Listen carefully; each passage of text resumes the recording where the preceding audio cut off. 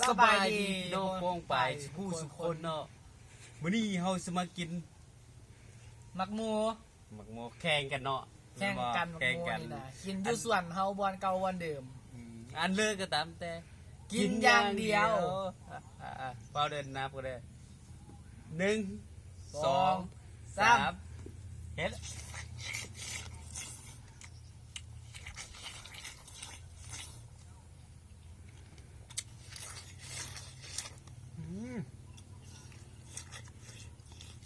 โอ้ย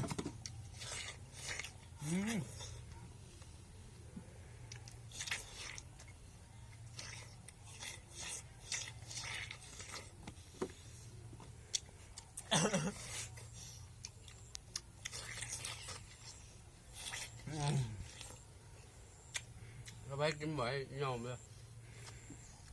สาวเลยเนี่ย อะไร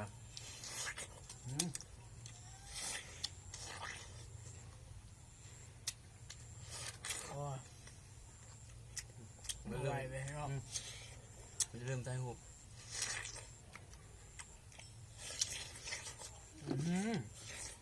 กินให้ละเอียดอ่ะ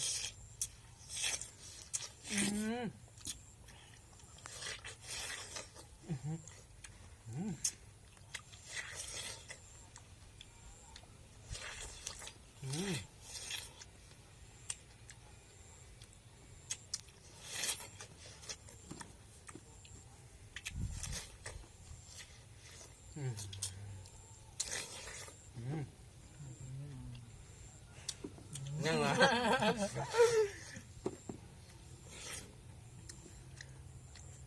โอ้ย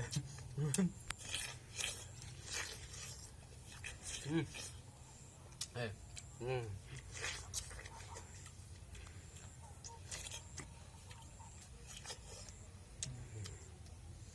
โอ้ย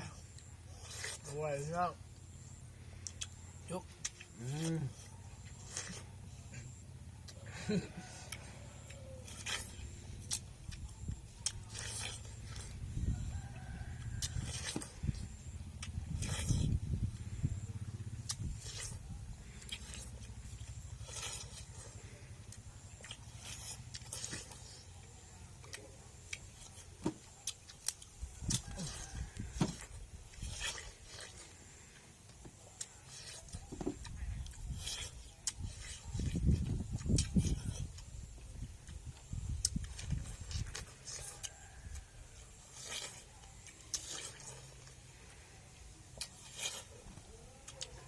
เบิดหอยดำนะ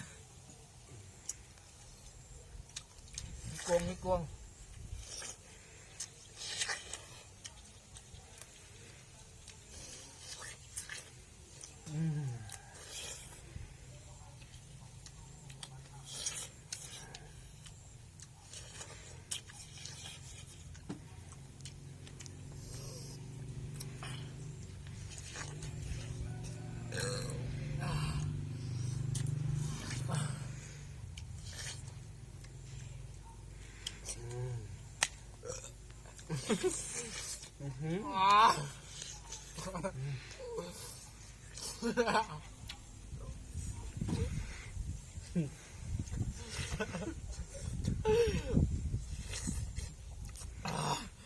อะไรวะอะไรวะโอ้ย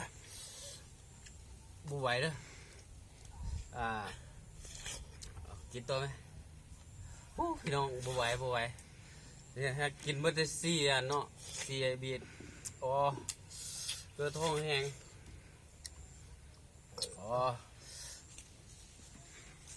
ค่อยยิงได้2 บีดไอ้ยังบีดครึ่งผู้นี้ชนะเนาะบูไหวพี่น้อง